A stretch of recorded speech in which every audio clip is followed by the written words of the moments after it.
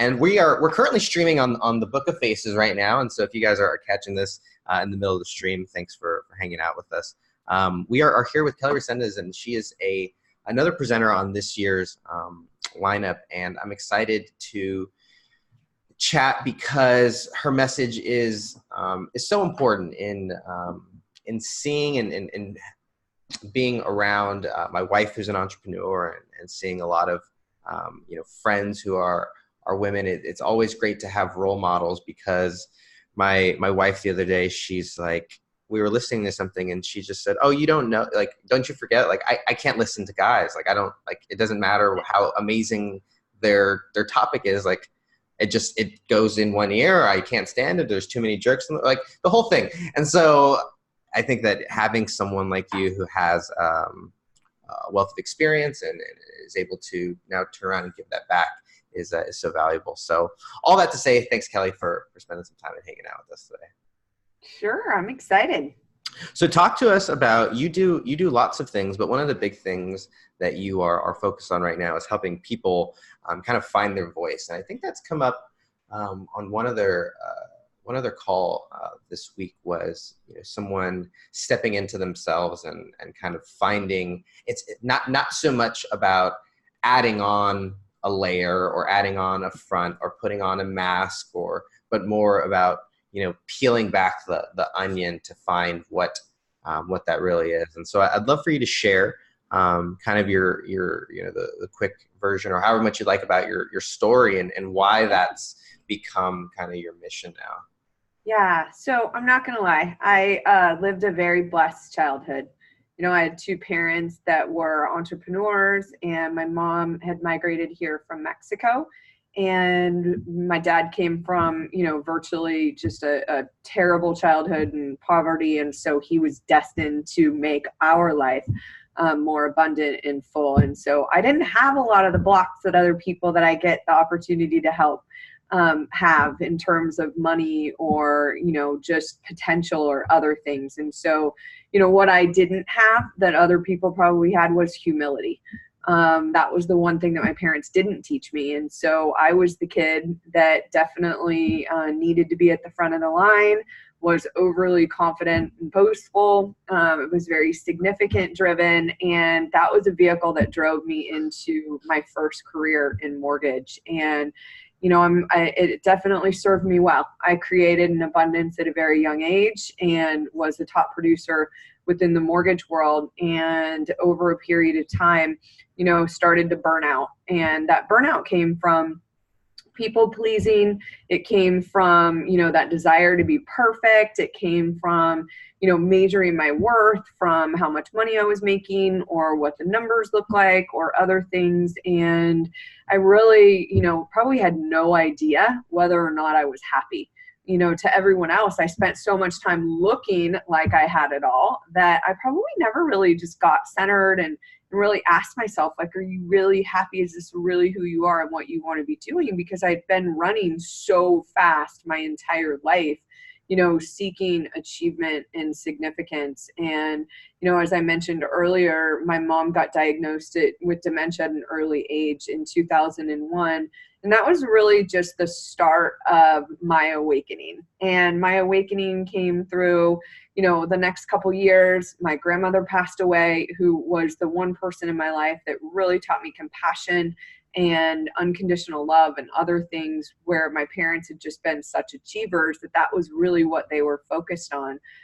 Bless their hearts, they did the best that they could, but that was what, they believed success was at that moment. And that's really where my journey started into personal growth and development. And, I'm still in it today.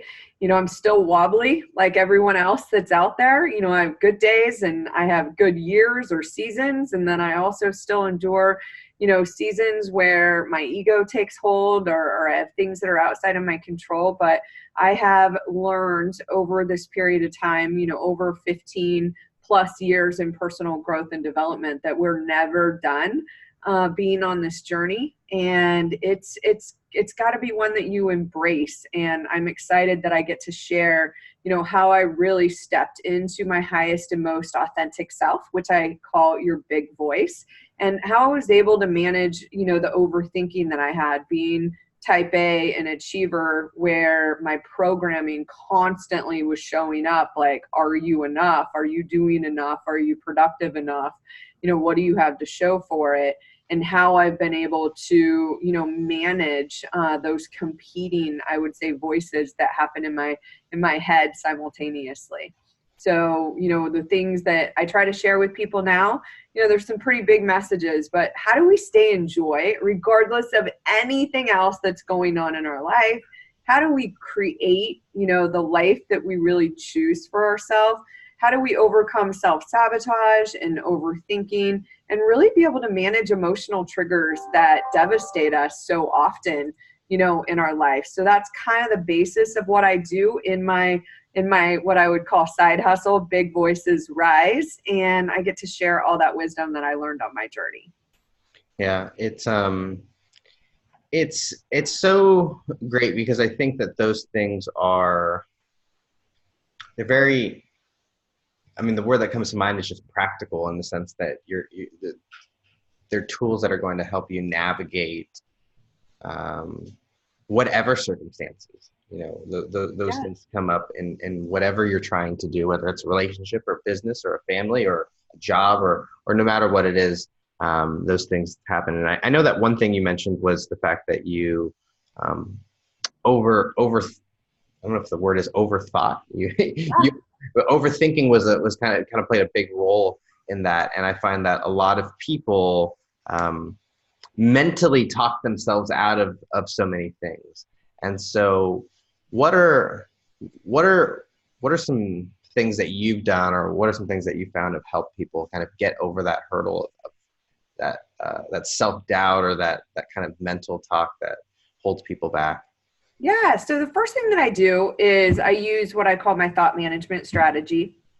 And I get people to really document, you know, over a period of time. We normally do this for anywhere between a week to 2 weeks, all of the thoughts that your highest and most authentic self really thinks. And for some people, it takes them a while because it's not the predominant, you know, it's not the predominant voice yet in their life. So we're having to really dig deep and find those things. We also document things that are coming from their little voice, you know, that voice of their ego, you know, the programming that they accidentally picked up that includes the doubt and the guilt and the shame and the other things, so that we have an idea of what, you know, what that little voice looks like. Now, you know, a lot of times what people do when they don't realize it is that, you know, they shame the little voice. They are angry that they're having some of these thoughts. And what I found is that not all of them are coming from your ego or, you know, life experiences. Some of them are just unhealed aspects of our inner child that we haven't, you know, really dealt with yet. And so it's important that as we're sorting and separating, you know, what our little voice and big voice says, is that we just have massive compassion and unconditional love for the little voice. So that we are not in this place where, you know, we're not only having the thought, but then we're beating ourselves up for having the thought. You know, a lot of our community here in One Life, you know, we've been in this space. We know and have a lot of knowledge. There are a lot of coaches in our group. There are people that know better. And the minute we start feeling like, I know better, I know I shouldn't let fear, I know, that's just when things go wrong, because we beat ourselves up, and that's what makes this cycle a lot worse. And so we've got to document it. And then, you know, I always tell people it's just sorting and qualifying all day. As thoughts come at you when you're making decisions, you just look at it, and now you're able to say, like, if it is doubt, you know, that's a little voice thought. It does not serve you. And it is something that you will thank, appreciate, love, accept, but just be in that place of like, not going to follow that one. I'm really going to find and hold on to those big voice thoughts in order to be able to go out and create, you know, whatever life that I choose. Yeah, I think the ability to write them down is so valuable. You know, to get outside of your thoughts. And I'm not sure if you're familiar with Juliana Ray. Yeah. Yeah, so I trained with her for quite some time, and I just remember kind of having that experience of it happened when I was hungry, right? It like really helped me get over my hangriness, because I used Yeah. to come in and, you know, just yell at my staff and nothing was right and everything was going wrong. And then I like took a step back and was like, why am I such an ass right now? And, you know, it was just like, oh, you know, being able to step outside of it and kind of really separate yourself from whatever is kind of gripping you at that time is such a valuable tool to help you and help me, you know, with my employees, and it's helped me with my relationship. And, you know, there's so many times where that skill has really come into play. Another thing, go ahead. What I would say about that, it's like I hear people talk all the time. I actually was on a call this morning where somebody said, I had to step out of working in my business and work on my business. You hear business people say that all the time. It's one of the best things that they can do is like stop what they're doing and really go back and analyze like the systems, the strategies, you know, the vision, the goals, the culture, all of these other things. And we do that in business all the time. The challenge is that most people are unwilling to do that on their life at times, where they're unwilling to stop living, which is that's just how we operate. We operate from a system that we've had that probably no longer serves us, and really work on the system, work on how we are living. Like, what are the tools that we need to develop? And so many of the things that serve us, like patience and resilience and humility or confidence, are just, you know, they're just to be measured on a spectrum. There are things that we can develop over time that maybe your parent did everything for you growing up, and so you didn't learn how to take responsibility. Well, that's a muscle as an adult you can start to, you know, develop if you put some focus on it after you gain that awareness. And so that's what makes it so important to become more mindful, to be in that moment where you can say, the experience that I'm having, hangry, how many people have you told in your entire life over and over again that you get hangry? It was an identity that you took on, that you were programmed to believe would happen anytime you didn't eat. But the moment that we decide to disrupt that, that's where we gain a lot more freedom. Yeah. Well, actually, I just went and ate. That was what it was. That was the fix. It was just a Snickers bar. So talk about this. You know, another thing that came up in just kind of our chats before was self-sabotage, and I'm excited to get into this as well, because I personally have just found that.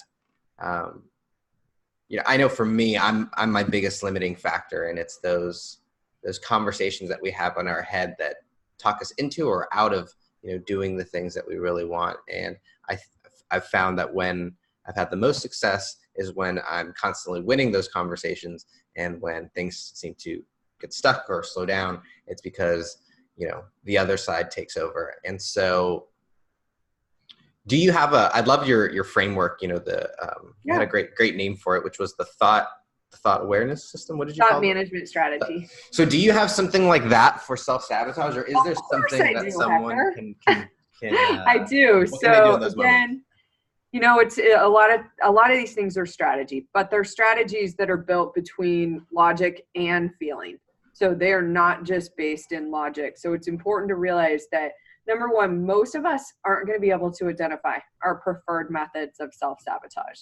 We need other people's help to be able to give us open and honest feedback, but we've got to give them permission to do that. And so where I typically start with sabotage is really just owning our experience.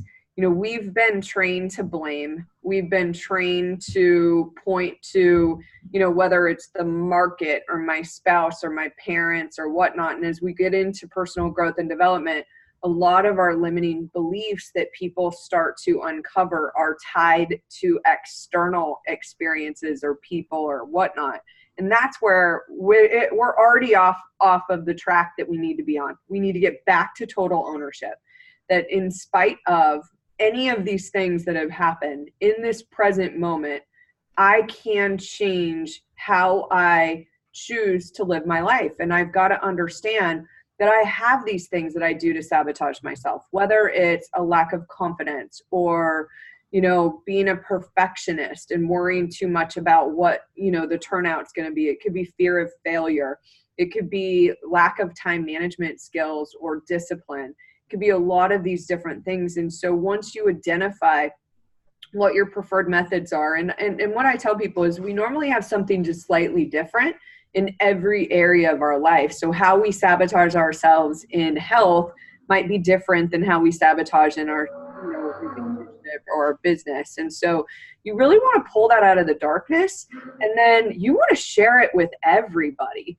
We typically hide all of these things, and we have that desire to, I'm successful. God forbid anybody knows that I am imperfect. We want to get away from that. And so I would probably tell you, to the thousands of people that I speak in front of, they could all tell you that I'm a recovering perfectionist. I share it regularly. And I tell people all the time, I relapse. I relapsed yesterday. Like, I got really freaked out over this or whatever it was.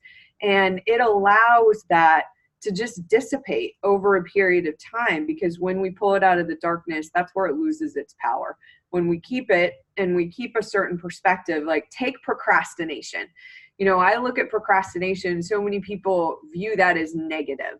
They view it as, I procrastinate and it's just, I'm a procrastinator, and it's just some identity that's negative that they've grabbed onto. And with my kids, who are 14 and 16 now, and are absolutely, my best teachers. Like, if anyone wants to speed up your personal growth journey, have a couple kids, and then let them be teenagers. And it is like a PhD in letting go and surrender. So highly recommend that for anybody listening.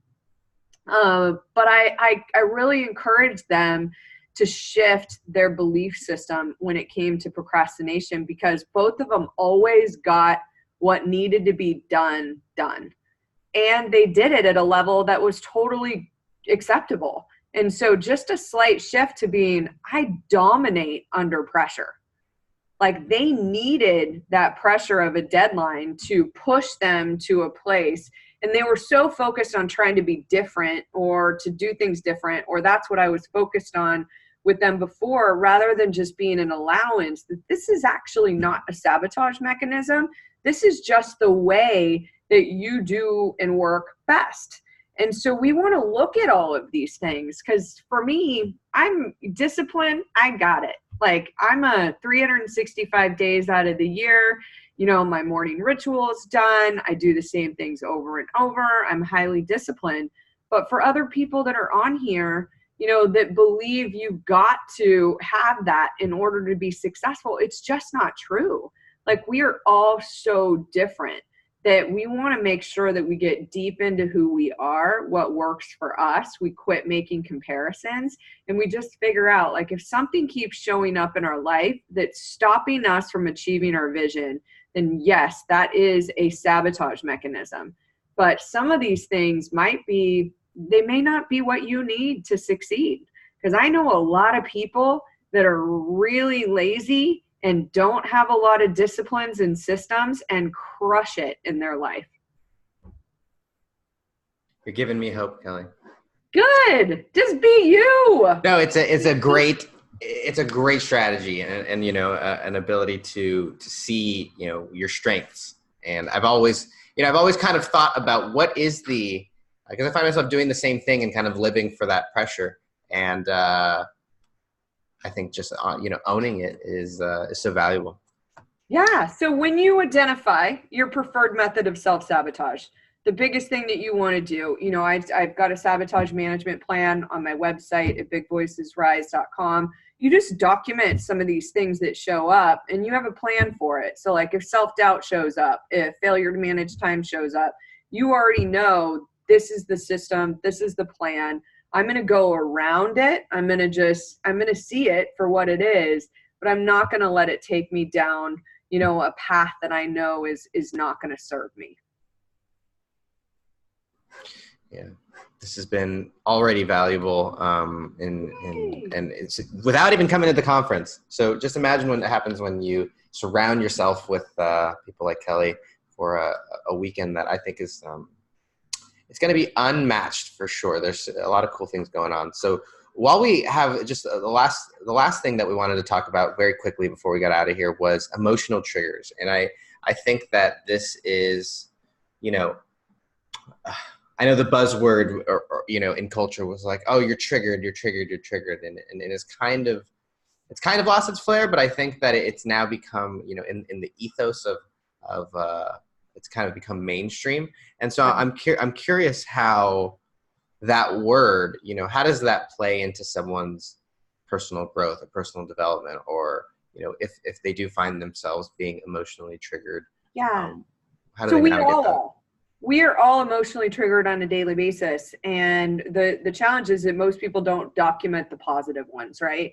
Like, you're not going to be talking later today like, oh my gosh, I can't believe that I laughed so hard and that kind of thing. But if somebody pisses you off, you're going to go tell everybody about it, which is going to drive that deeper. And quite honestly, my journey, part of it was learning how to feel.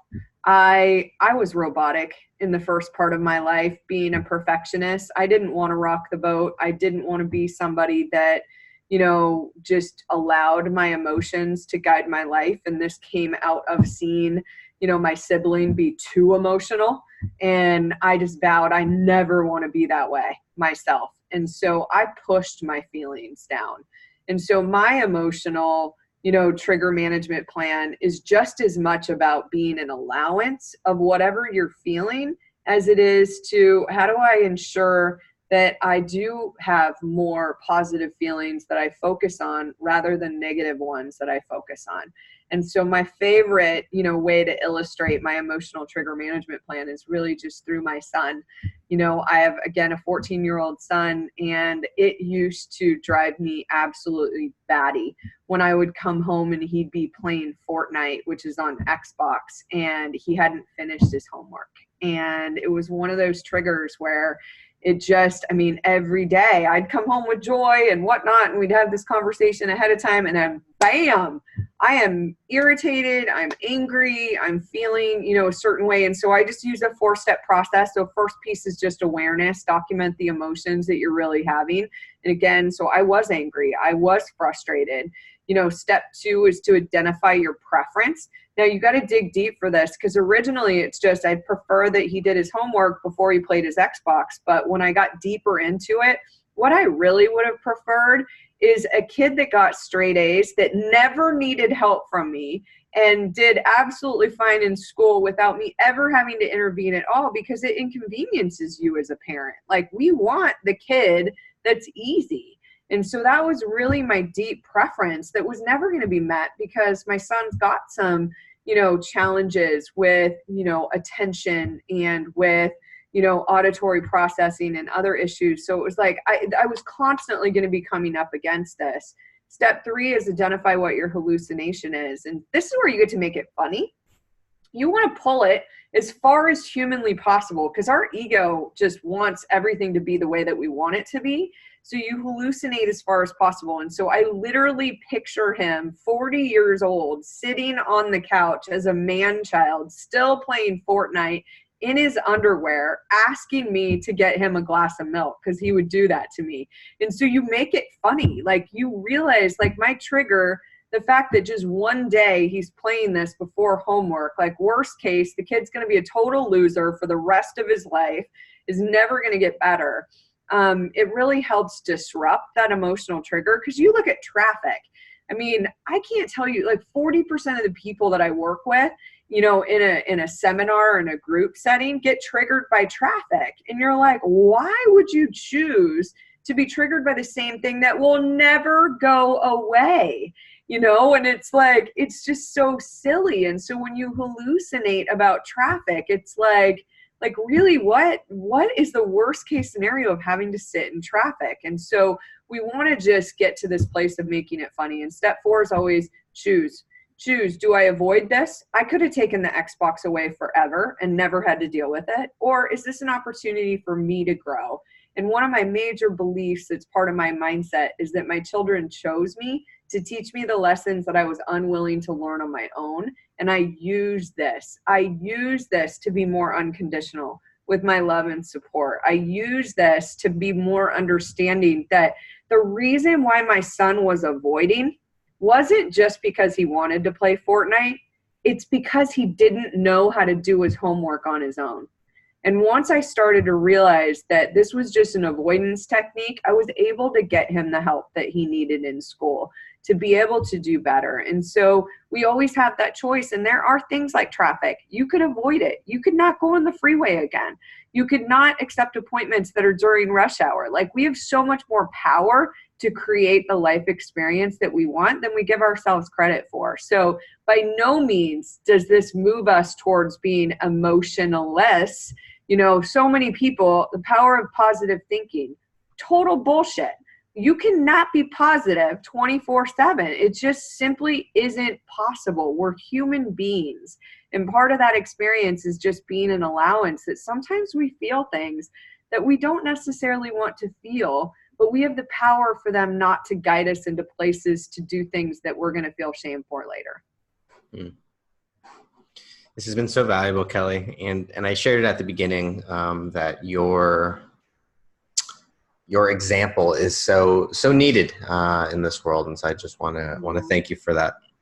The website is, I had it up here, bigvoicesrise.com. There's a book out. There's a ton of resources on there. Obviously, you can hang out with Kelly live in October in Southern California, where we do have some traffic, and it does get worst case scenarios sometimes. So I'm one of those people, and so I'm excited to apply some of these things, because the universe often gives you what you need, and a lot of these strategies and tactics were very helpful for me selfishly as well. Awesome. Well, it's been a pleasure being with you, and I've got all sorts of free resources on there. If you think that you're kind of ready to take it to the next level before I meet you in October, you can just go to bigvoicesrisequiz.com, and it'll just kind of go through and figure out what resources we do offer. It'll give you 3 free gifts on there as well. Cool. Well, thank you so much, Kelly. I know you made some time today for us, and we'll see you in October. Absolutely. Looking forward to it. Bye, everybody. See ya.